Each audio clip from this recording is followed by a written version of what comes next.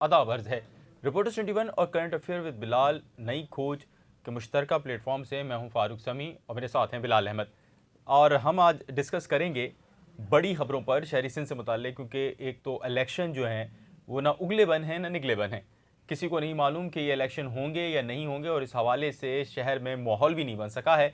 दूसरी जानिब आज बहुत बड़ी कोशिश की गई थी मुत्तहदा के वो तमाम सेक्शंस जो कि किसी ना किसी दौर में मुत्तहदा कौमों में शामिल रहे थे कि वो एक बड़ा पावर शो करें। इसके ऊपर भी बात होगी और साथ ही ये कि ये जो शो था बुनियादी तौर पर ये माइनस अल्ताफ़ हुसैन ताकतों की का पावर शो था कि क्या उनका पावर शो कामयाब हुआ या नाकाम हुआ। इन तमाम बातों से पहले जब सबसे पहले आएंगे जलसे की जानिब, उसके बाद फिर हाई कोर्ट का भी थोड़ा सा टच देंगे और फिर आखिर में बानी के हवाले से कुछ और चीज़ें डिस्कस करेंगे। पहले बताएं हम इस हवाले से कि जो आज जलसा हुआ वो उतना नज़्म ज़ब्त का तो नहीं था, और ये भी कि आपस में क्या झगड़े फसाद हुए, तमाम चीज़ें जानेंगे।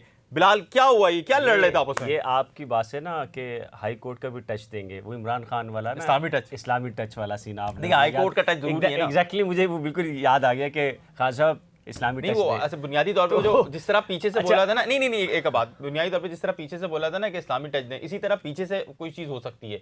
हाई कोर्ट का जो हम टच देना लाजमी है ना, वो इसकी वजह ये है कि वैसे तो आज बड़ी अपडेट नहीं है, लेकिन वो पीछे से कुछ हो सकता है। एनीवे, एग्जैक्टली ऑर्डर्स वहीं से होने हैं, जो कुछ भी होना है।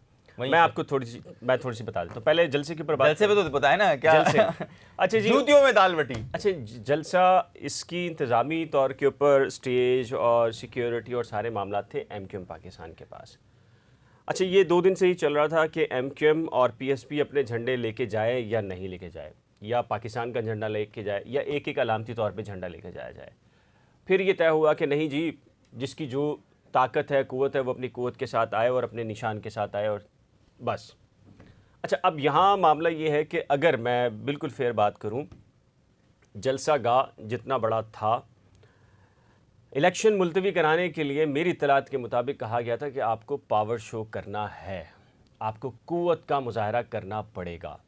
अनफॉर्चुनेटली अगर लोग नाराज़ ना हो, इतनी बड़ी क़ुव्वत, फारूक भाई, 1000 लोग भी नहीं थे। नहीं चले यार, 2000 भी थे, 5000 भी थे, 4 करोड़ या 1000 लोग भी नहीं थे पूरे। तो अगर, और उसमें से भी अगर कोई 1000 लोग, अगर 1000 लोगों पे भी रख लेना तो 700 लोग होंगे, 700 लोग होंगे उनके PSP के, और 150 लोग 200 लोग होंगे MQM के, और 100 लोग होंगे फारूक भाई। अगर मिसाल के तौर पे अगर कर ले, अगर 3 4 4 5,000 लोग एक कैसे कर लें? अच्छा, बात तो सुनिए। अच्छा, मेरी बात आगे बात कैसे आगे बात करें, चलें, आपकी बात ठीक है, मैं मान लेता हूँ। अब हुआ ये कि स्टेज के ऊपर इंतज़ामिया MQM पाकिस्तान, अब आना है डॉक्टर फारूक सत्तार साहब के साथ भी, जो डॉक्टर, देखिए हंसे नहीं ना आप, डॉक्टर फारूक सत्तार के साथ घूमेगा तो हंसी नहीं आएगी। डॉक्टर फारूक सत्तार के साथ जाहिर है कि उनके दाएं और बाएं के लोग हैं वो भी स्टेज पे आएंगे। इसी तरीके से सैयद मुस्तफ़ा कमाल साहब के साथ जो दाएं और बाएं के लोग हैं वो भी आएंगे। MNS, अगर MQM पाकिस्तान के 12 लोग स्टेज पे मौजूद है, इसका मतलब है PSP भी उतना ही रखती है और फिर डॉक्टर फारूक सत्तार की भी अपनी हैसियत है। वही जिनके बारे में आप लंबी गर्दन वाला कहते हैं, इत्तला मेरी ये है कि उन्होंने PSP के कई रहनुमाओं को आने से रोका, और उन्होंने डॉक्टर फारूक सत्तार के दाएं और बाएं के लोग थे उनको भी स्टेज पे आने से रोका। एक चीज़ ये हुई, और लेकिन एक चीज़ उसमें भी देखें आप, फारूक सत्तार ने जब उनके लोगों को रोका कुछ नहीं किया, PSP के लोगों को जब रोका तो उनको टफ टाइम का सामना करना पड़ा। और क्यों? देखें, उसकी तो वजह बनती है, PSP के लोग ज़्यादा थे, PSP के लोग ज़्यादा हैं, झंडे ज़्यादा थे। वो एक और बात भी देखें, ये इन्होंने ज़्यादती की है। अगर आप मुस्तकबिल में मर्जर की तरफ जा रहे हैं तो आपको पता होना चाहिए कि अनीस खानी किस फिगर का आदमी है। हाँ, और आप उसके लोगों को जब आप वो करेंगे, अगर वो वहाँ बिफर जाते हैं तो इनमें से कोई नहीं समझा सकता। PSP के स्पोक्स पर्सन को स्टेज पे जाने से रोक रहे थे। एक मैं बात बताऊं, फारूक भाई नाराज नहीं होइएगा, MMA जब बनी थी ना तो बहुत सारी सियासी जमातें एक साथ बनाई गई थी मजहबी। मैं क्यों नाराज हूँ? उस वक्त भी ये हुआ था, हर पार्टी चाहती थी कि मेरा झंडा ऊपर हो और मेरा कायदा है तो मैं नारे लगाऊं।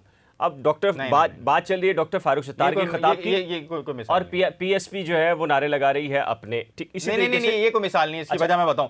मुत्तहिदा मजलिस अमल, मौलाना फजलुर रहमान एक अलहदा जमात, जमात इस्लामी एक अलहदा जमात, जमीयतुल इस्लाम अलहदा जमात, सबके आपस में बैर, उसके बावजूद सीट एडजस्टमेंट की बुनियाद पे इनके भी तो बैर हैं। नहीं, इनके आपस में बैर हैं यार। सुन तो लीजिए, आप तो मर्जर की, आप खालिद मकबूल सिद्दीकी या MQM पर तो बड़ा वो था क्योंकि वो मर्जर की तरफ लेके जा रहे हैं। जब खालिद मकबूल सिद्दीकी खिताब के एंड में ये कह रहे हैं कि आओ अपने मरकज की तरफ चलो, तो किस मरकज की तरफ ले जा रहे हो भाई? MQM Pakistan, M Pakistan. तो इतना बड़ा दिल तो करें ना यार आप। देखें आप देखें गलतियां जो है वो माने। अब देखें, हमारा तो इसमें कोई नहीं फारूक भाई, इसमें गलतियां जिनकी हैं वो माने ना, तो हम बताएं। बिल्कुल सही बात है।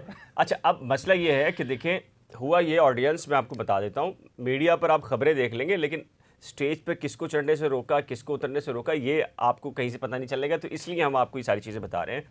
हुआ ये है कि सबकत एक दूसरे पर ले जाने की कोशिश, इंतज़ामी तौर पर जिसके पास इंतज़ाम था यानी कि एमक्यूएम पाकिस्तान, तो एमक्यूएम पाकिस्तान के पास जो कारकुनान या हमदर्द की जो तादाद है, मुझे यूँ लग रहा है कि पब्लिक तो नहीं निकली। पब्लिक मीन्स आवाम, सपोर्टर कारकुनान या मुख्तलिफ इदारों में जो सरकारी मुलाजिम है वो मुझे नजर आए हैं। एमक्यूएम पाकिस्तान का वर्कर, एमक्यूएम पाकिस्तान का अपना वर्कर है ना, वो भी 2 से 3 हज़ार आराम से, वो भी नहीं निकला। पीएसपी बहरहाल निकली। पीएसपी ने शारा फैसल भी बड़ा अच्छा शो, पीएसपी ने शारा फैसल के ऊपर भी जब उनका यहाँ जलसागाह तक पहुंचे हैं तो पावर शो था। लग रहा था कि एक तंजीमी स्ट्रक्चर है, तंजीम के मुताबिक लोग आए हैं, मुनज़्ज़म तरीके से आए हैं, ये सारी चीज़ें। लेकिन अनफॉर्चुनेटली मैं आपको अब आते हैं सिंध हाई कोर्ट की तरफ, जो आपने बात की थी। देखें, मैं बात पूछता हूँ ना आपसे, सिंध हाई कोर्ट में वो जो उन्होंने कोरम के हवाले से बात की, कोरम पे क्या हुआ भाई? कोरम क्या है? इनका ये कहना है मुत्तहिदा क़ौम मूवमेंट का कि जनाब कोरम पूरा नहीं था, जो नुमाइंदे होते हैं सूबों के, हर सूबे का नुमाइंदा होता है, वो नुमाइंदा नहीं था। उस पर क्या भाई? देखें, बात सुने, मेरी इत्तला के मुताबिक, मैं परसों वाली बात पे कायम हूँ, 2-3 दिन पहले की थी। इलेक्शन जिन लोगों ने तय करना है, जिन लोगों ने करवाने हैं या होने देने, उन्होंने तय किया कि नहीं होने देने। लेकिन उनके लिए ये कहा गया था कि मर्जर नहीं तो कम से कम इंतखाबी इत्तेहाद के लिए एक जलसा कर लो और उसके अंदर अवामी कुव्वत का मुजाहरा करना है आपने, अवामी, ताकि इलेक्शन कमीशन और जो इदारों के ऊपर एक दबाव आए और उसके नतीजे के अंदर इलेक्शन कमीशन या फिर कहीं और से जो है वो दफा हम कभी दोस्तों के साथ बैठेंगे ना, उनसे बोलेंगे यार खुद फैसला कर लिया करो सारे। अनफॉर्चुनेटली आज का जो पावर शो था वो बहरहाल लोग नाराज़ हो इसके ऊपर, इतनी बड़ी कुव्वत नहीं थी जितनी बड़ी एमक्यूएम या दीगर जो जमातें उसके धड़े हैं उसकी होनी चाहिए थी। कारकुन का निकलना मसला नहीं होता किसी भी तंजीम का, अवामुन नास का गैदर होना वो लाजिम उस पर होता है और वही फिर इदारे जो है उसको देख के आगे के लेवल अख्तियार करते हैं। आज बहरहाल मायूसी सिंध हाई कोर्ट में, आज कॉरम, बेसिकली कॉरम कुछ भी चीज़ नहीं है। एमक्यूएम या जो लोग भी चाहते हैं कि इंतखाबात ना हो, वो ये कह रहे हैं कि जब नोटिफिकेशन निकला जो बल्दियाती इलेक्शन का, तो उस वक्त जो इलेक्शन कमीशन का कॉरम था यानी कि मेंबर्स और चीफ इलेक्शन कमिश्नर थे, उनकी मतलूबा तादाद पूरी नहीं थी, इसलिए तब से लेके आज तक के जितने नोटिफिकेशन हैं वो इल्लीगल है। बिल्कुल, और कल के लिए ये चला गया है मामला। हाँ, और एमक्यूएम ने ये भी तो कहा है कि सुप्रीम कोर्ट के मुताबिक वो आइन के मुताबिक कल 12 बजे या 11 बजे उसकी हेयरिंग है, बड़ी इंपॉर्टेंट है। लेकिन अब भी मैं इस बात पे कायम हूँ कि बल्दियाती इंतखाबात मुलतवी कराने के लिए कोशिशें ज़रूर हो रही हैं, मुलतवी कराने के लिए, और इसमें एमक्यूएम ऑन बोर्ड है बहुत। इसलिए खालिद मकबूल सिद्दीकी ने कहा है अगर हम इलेक्शन नहीं लड़ेंगे तो ये याद रखें कराची शहर में कोई भी इलेक्शन नहीं लड़ेगा।